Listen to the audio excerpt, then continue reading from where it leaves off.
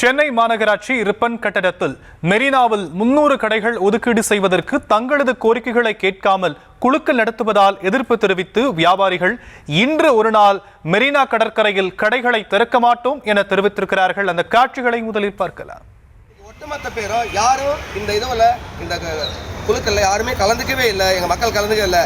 இன்னைக்கு அடையாளமா அது குறிப்பிடுறவல ஒட்டுமொத்தமும் அண்ணா சமாதியிலிருந்து காமராஜ் சிலை வரைக்கும் ஒரு கடை கூட இயங்காது கடைகளை நிறுத்திட்டாங்க. நாங்க சொல்லல, மக்களே நிறுத்தியிருக்காங்க.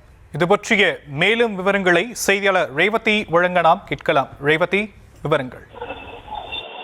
வணக்கம்.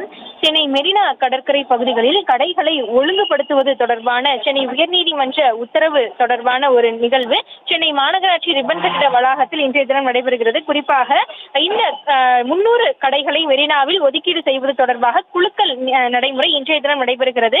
சென்னை மாநகராட்சி ஆணையர் தலைமையிலான அலுவலர்கள் அடங்கிய இடைக்கால குழுவின் ஒத்துழைப்புடன் ஜம்மு காஷ்மீர் உயர்நீதிமன்ற முன்னாள் தலைமை நீதிபதி என் பால் வசந்த்குமார் மேற்பார்வையில் இந்த குழுக்கள் இன்று நடைபெற்றிருக்கிறது. குறிப்பாக உணவுப் பொருட்கள் விற்பனை செய்யும் வியாபாரிகள், அலங்காரம் மற்றும் பரிசு பொருட்கள் விற்பனை செய்யும் வியாபாரிகள், பொம்மை மற்றும் விற்பனை செய்யும் வியாபாரிகள் என 3 வகைகளாக பிரித்து தனித்தனியே 100 கடைகள் என ஒதுக்கப்பட்டு இந்த குழுக்களானது நடைபெறும் என்று தெரிவிக்கப்பட்டிருக்கிறது. முதற்கட்டமாக மாற்றுத்திறனாளிகளுக்கு ஒவ்வொரு பிரிவிலும் 5 கடைகள் முதலில் ஒதுக்கப்பட்ட பின்னராக உணவு கடைகள் வைத்திருப்பவர்களுக்கு கடைகள் இன்றைய தினம் குழுக்கள் காலையில் முடிந்திருக்கிறது. தொடர்ந்து மதியம் மற்றும் மாலையில் அடுத்த கட்டமான குழுக்கள் நடைபெறும் என்று தெரிவிக்கப்பட்டிருக்கிறது.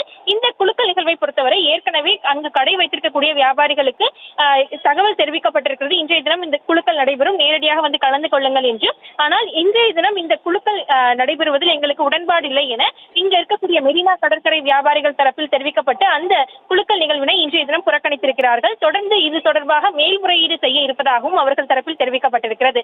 குறிப்பாக இந்த புறக்கணிப்பு நடைபெற்றிருக்கக்கூடிய நிலையில் இந்த வியாபாரிகள் யாரும் இல்லாமலேயே இந்த குழுக்கள் நிகழ்வானது தற்பொழுது நடைபெற்று முடிந்திருக்கிறது. அடுத்த கட்டமாக இது தொடர்பாக மேல்முறையீடு அவர்கள் செய்ய இருப்பதாகவும் தெரிவித்திருக்கிறார்கள். விவரங்களுக்கு நன்றி ரேவதி.